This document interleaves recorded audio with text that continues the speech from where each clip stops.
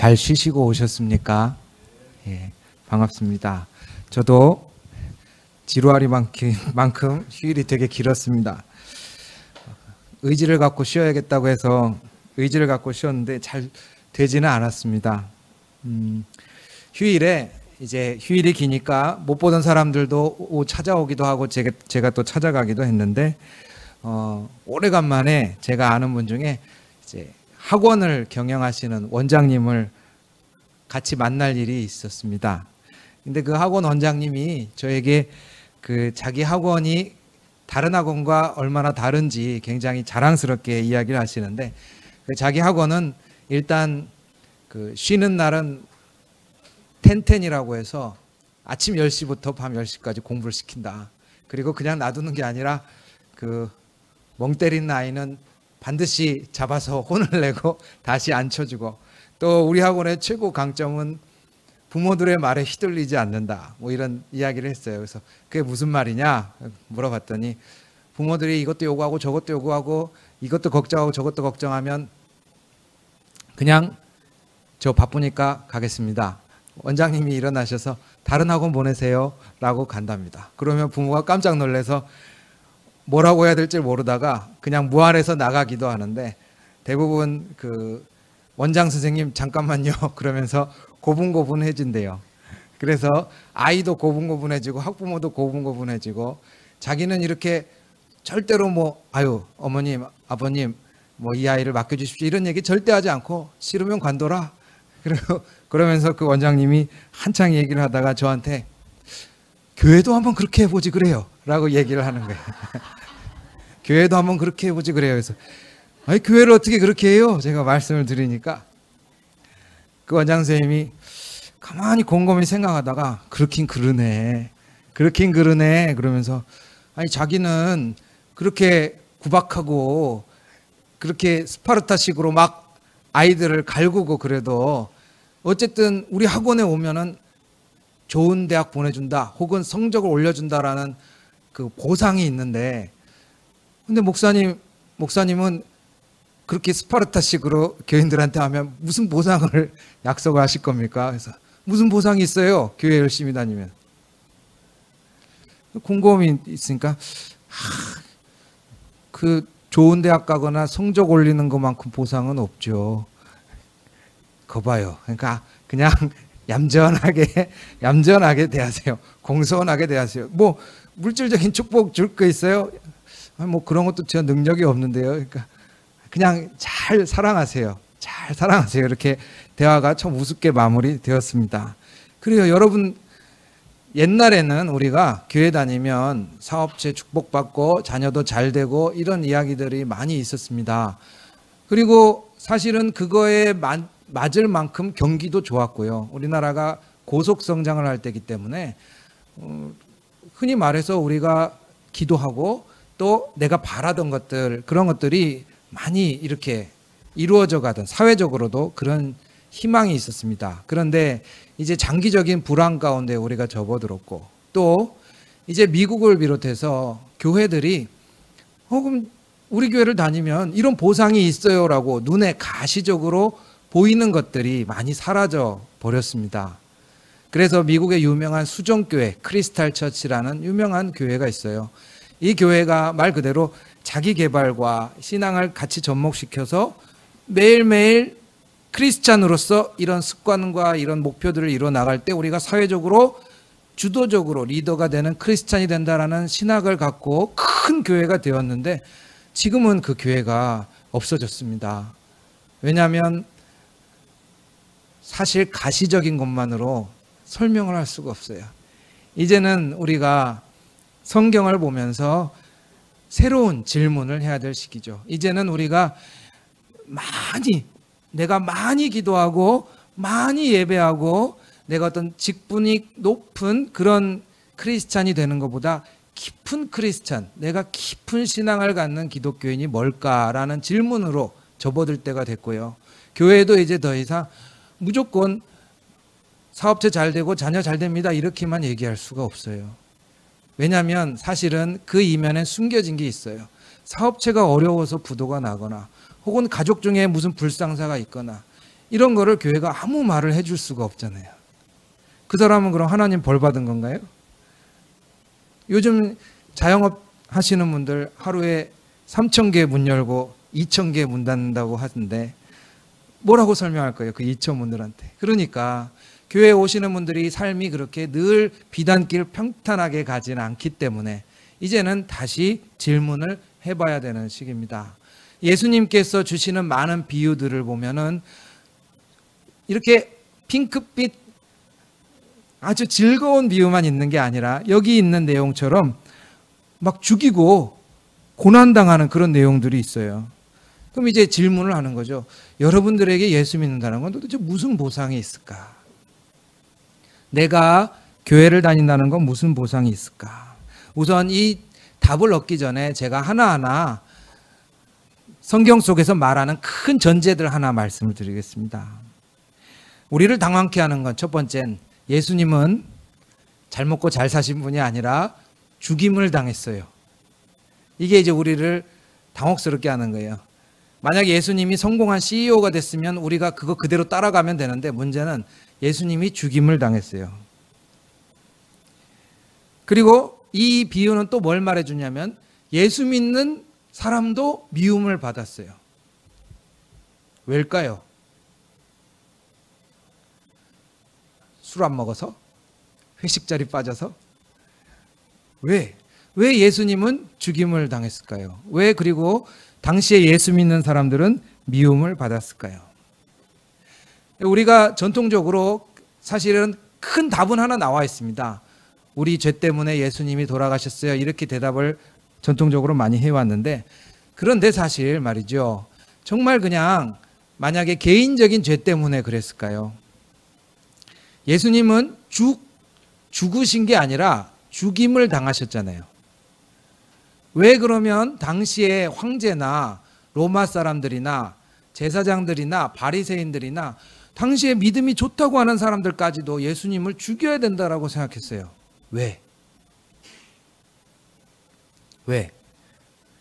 그냥 만약에 우리 생활의 게으름이나 개인적인 여러분들이 습관이 나쁜 것들을 고칩시다. 만약에 예수님이 정말 그런 것만 얘기했으면 예수님은 아마 십자가에 못 박히지 않고 표창받았을 거예요. 과거에 그 우리나라에 지금도 있지만 절제회라는 게 있어요. 절제회. 그래서 우리나라 같은 경우에 이제 술을 끊지 못하고 막 그 가산을 탕진하고 알코올 중독이 되는 사람들 있지 않습니까? 이런 사람들에게 다가가서 말씀으로 복음 전하고 생활 습관을 고칩시다. 이 개인적인 나아짐을 주는 거죠. 이게 절제회. 이런 사람들은 사회 공헌했다고 표창 받아요. 그런데 예수님은 표창을 안 받았어요. 예수님은 사람들이 미워했고 심지어 미워할 정도가 아니라 여기 나오는 스토리죠. 그대로 죽였어요. 왜 그랬을까? 만약에 정말 죄라는 게 그냥 나쁜 마음만 갖고 짓는 거라면 그렇다면 예수님은 그 마음만 건드렸을 것이고 그런데 그러면 예수님은 칭찬받고 표창받았을 거예요. 자, 사실은 죄라는 건 그렇지 않아요.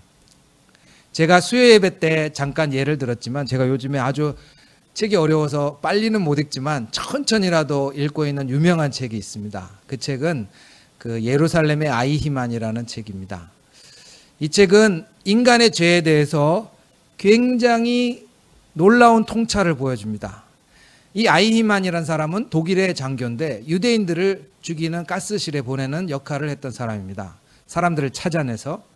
근데 이 아이히만이라는 사람이 그 아르헨티나로 도망을 가서 거기서 50대부터 삶을 시작해서 아이들을 키우면서 살아요. 근데 어느 날 이제 이스라엘의 중앙정보부라고 할 수 있죠. 모사드라는 첩보부에서 아이히만을 납치해서 예루살렘의 법정에 세웁니다. 놀라운 것은 이 아이히만이 일말에 양심의 가책이나 뉘우치는 기색이 전혀 없었다는 거예요. 아이히만의 진술을 그 책에 적어 놓은 것이 사실 많은 내용을 차지하는데 이 진술은 그렇습니다. 나는 공무원이고 나는 군인이다. 군인은 명령에 복종하고 공무원은 나라의 말에 복종한다. 나라에서 유대인들을 잡아야 된다고 했고 충실한 공무원인 나는 그 명령을 따랐고 군인으로서 그것을 집행했다. 명령에 충성한 것이 죄냐? 이렇게 되물었어요. 놀라운 질문이었던 거죠. 내가 과연 잘못했다고 얘기해야 되느냐? 끝까지. 그 사람은 나중에 사형을 당했는데, 교수형을 당했는데 죽는 순간까지도 난 잘못한 게 없다라는 거예요. 그리고 나는 두 아이의 아버지다. 아이의 아버지로서 우리 아이들이 학교를 잘 다니고 행복할 수 있도록 내가 갖고 있는 생업에 충실했다. 이것은 나의 기독교인으로서 나의 신앙과도 배치되지 않는다. 나는 하나님 믿는 사람으로서 하나님이 주신 일을 업으로 알고 충성했고 충실했다. 이렇게 이야기를 했어요.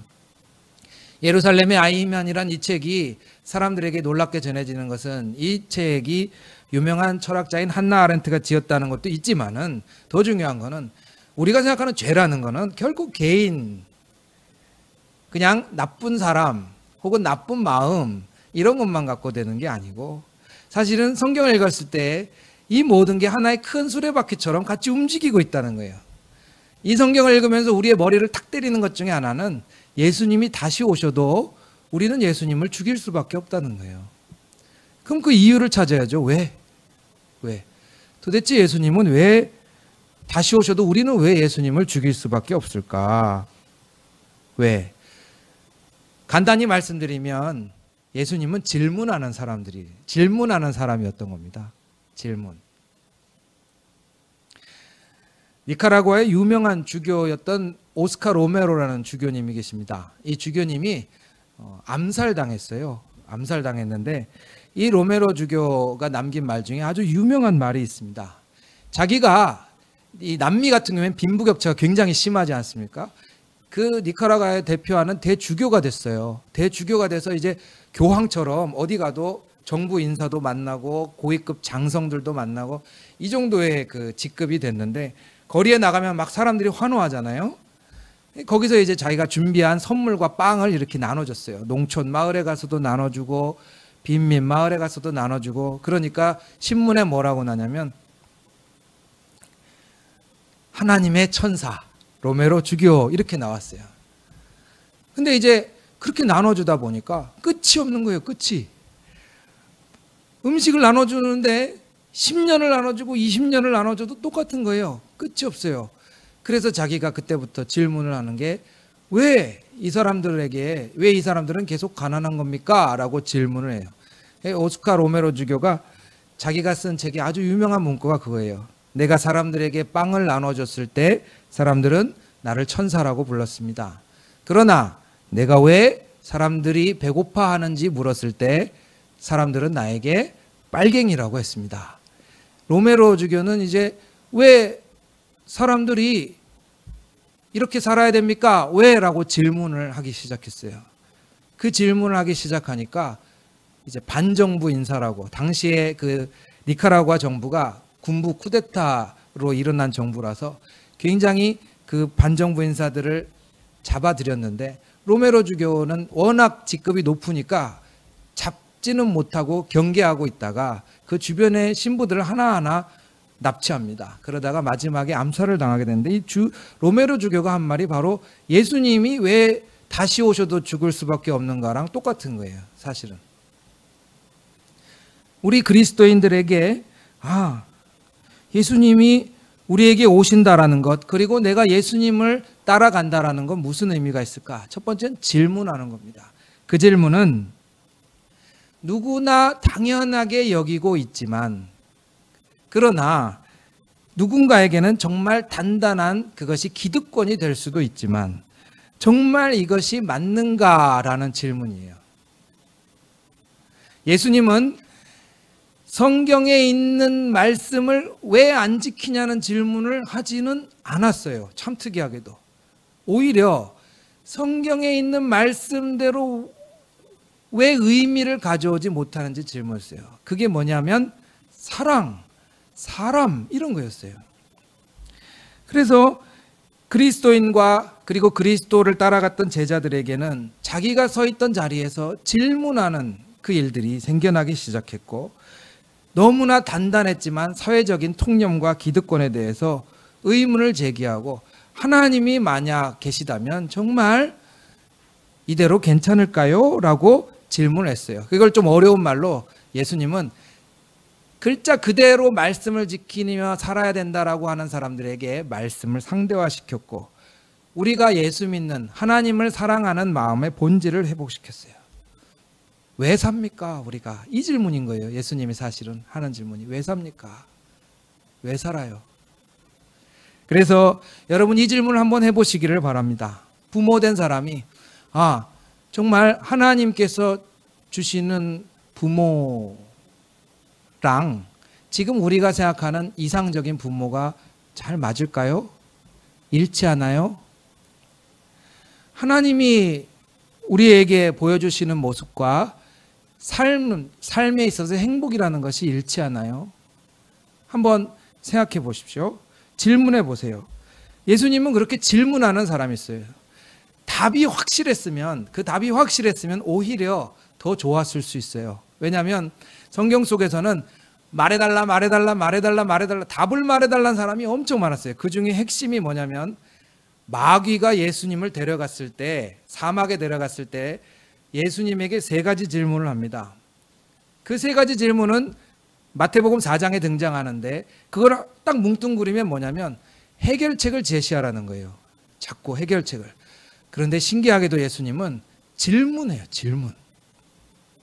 나는 직장에 나가면서 이 직장은 과연 하나님이 원하시는 직장인가? 나는 아빠로서 아이를 키우는데 나는 아빠로 사는 것이 어떤 것인가? 그래서 그 질문을 끊임없이 제시했고, 사실은 질문하지 않고 지금의 질서라든지 지금의 우리가 사는 모습이 너무나 맞다라고 생각하는 사람들은 그 얘기를 들으면 화가 났고 미워할 수밖에 없는 그런 상황으로 치달아 갔던 겁니다. 그게 바로 예수님이 죽었던 이유예요. 그래서 우리는 그것을 기억하는 거예요.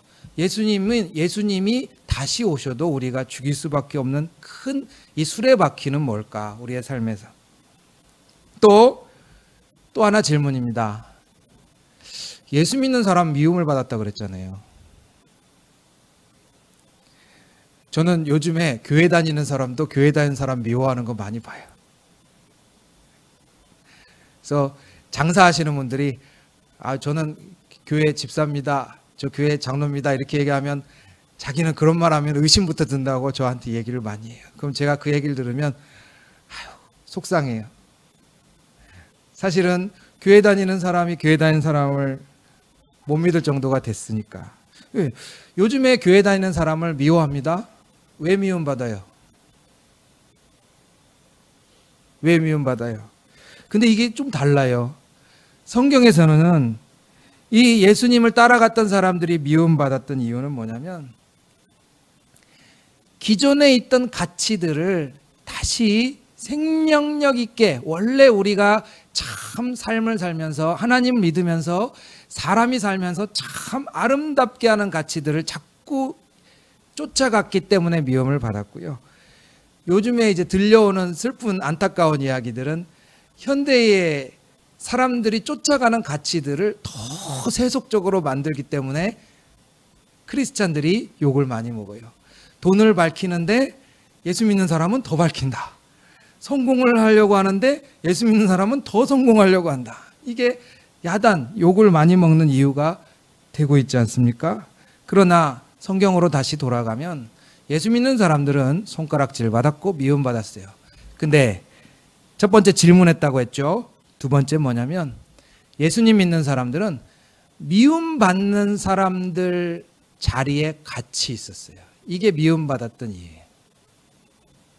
우리한테는 그러는 건 굉장히 힘들고 어려운 일이에요. 누구나 다들 사람들이 좋아하거나 저 사람은 진짜 나도 저 사람처럼 됐으면 좋겠다는 사람들 쪽으로 많이 가지 않습니까? 인기가 많잖아요. 예를 들어 사회적으로 성공한 사람 그러면 저 사람처럼 기업을 운영하거나 저 사람처럼 생활 습관을 만들면 되겠다라고 많은 사람들이 좋아하죠. 근데 예수님을 따랐던 사람들이 쓸데없는 혹은 보잘것없는 인생들이라고 하는 사람들과 같이 서 있었어요. 이게 이제 아이러니한 거죠. 그 말씀을 여기 뭐라고 나와 있냐면 여러분들이 지금 말씀 피고 계신데 42절 말씀에 나와 있습니다. 42절 말씀. 우리 같이 한번 읽어보겠습니다.